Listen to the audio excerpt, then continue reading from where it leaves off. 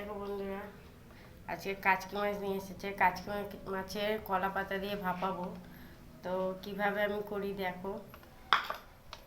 এখানে নিয়েছি টমেটো আর আদা রসুন, পেঁয়াজ কুচি, লঙ্কা কুচি, কাশ্মীরি লঙ্কার গুঁড়ো এবং নুন, চিনি, এই যে সর্ষের তেল আর একটু সাদা তেল দেবো, এই যে হলুদ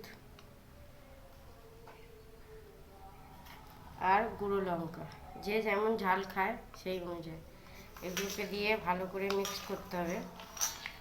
ভালো করে চটকে চটকে মিক্স করে নিতে হবে। দেখো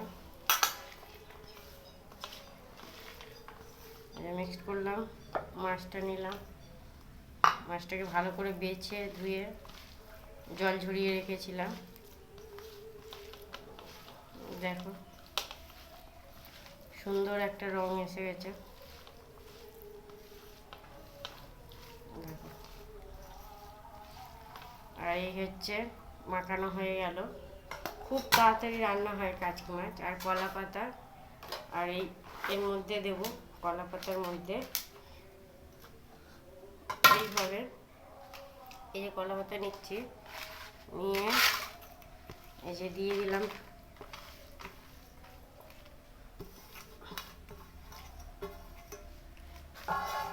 এই যে দেখো বন্ধুরা, সুন্দর করে মাখিয়ে সেট করে নিলাম।